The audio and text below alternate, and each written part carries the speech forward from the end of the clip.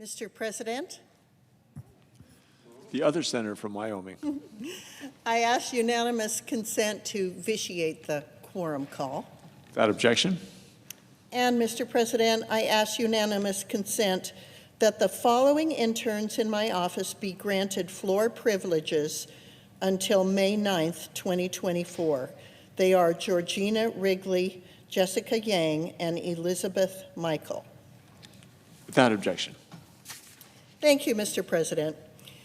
Every 5 years, Congress has the responsibility to fully fund the Federal Aviation Administration and National Transportation Safety Board to ensure airports across the country have the resources they need to bolster security measures and fulfill costs associated with meeting the demands of both national and global travel.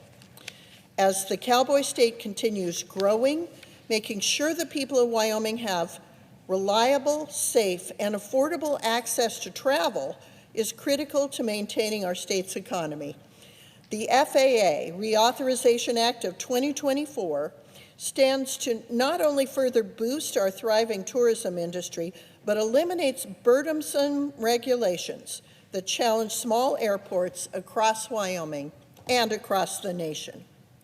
For more than a year, I've fought to ensure that millions of Wyoming's tax dollars sent to Washington will be put to work to improve air travel across Wyoming. Wyoming is small to many small airports that serve what would otherwise be isolated parts of our state. This bill reauthorizes the essential air service that supports flights for Cody and Laramie and increases funding for the program that multiple Wyoming airports use for capital projects. And as you know, Mr. President, Cody is the east entrance to Yellowstone National Park. It is home to the Buffalo Bill Historical Center, which is a world-class museum, and it is an important tourism and art destination. And Laramie is the home of the University of Wyoming and many activities that improve our nation, including efforts at carbon sequestration technologies. These are communities that need air transportation. The bill counters federal overreach that has threatened to burden airports by slapping them with multi-million-dollar expenses following arbitrary changes to federal funding criteria for airport runways and taxiways, or plunge essential renovations into sort of a regulatory purgatory. But thanks to critical improvements in this FAA reauthorization, not only will the Rock Springs Airport be spared from arbitrary new FAA requirements to pay for the upkeep of runways and taxiways, but Wyoming airports can now move forward with projects costing less than $6 million in federal funds without being subject to unnecessary red tape. These are the sizes of airports that we have in Wyoming. And to have these regulatory burdens and shackles taken off so these airports can improve runways and taxiways, which are essential to having an operational airport, is a true benefit of this bill. I want to thank the full committee, and I want to thank the chair and the ranking member for understanding the importance of our small airports.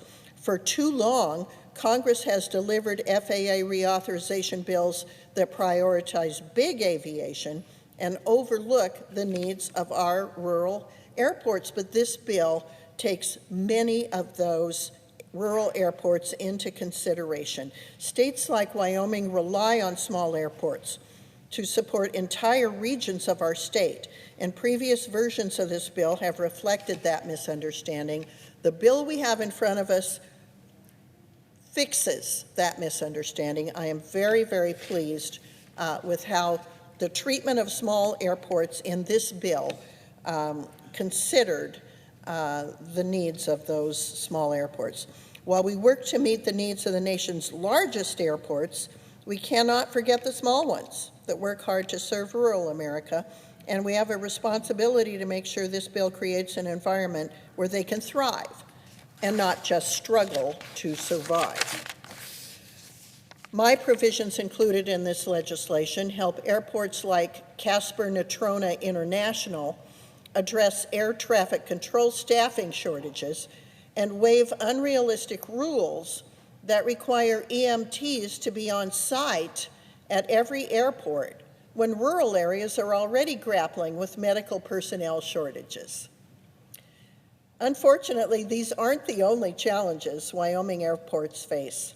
My Western colleagues and I know better than anyone how critical these small airports are, not only for serving our rural communities, but also in fighting wildfires. Wildfires continue to devastate our Western habitats, and we need every tool readily available to mitigate the damage. Yet current regulatory hurdles dramatically slow response times. Every minute wasted trying to gain access to restricted airspace results in irreparable damage to wildlife, homes, and may even cost lives. My provision to this legislation eliminates costly hurdles to fighting wildfires and establishes a reimbursement program for airport sponsors to replace firefighting agents and equipment that meet military specifications. This legislation is a win for the state of Wyoming that will offer much needed support for our small airports and bolster our economy.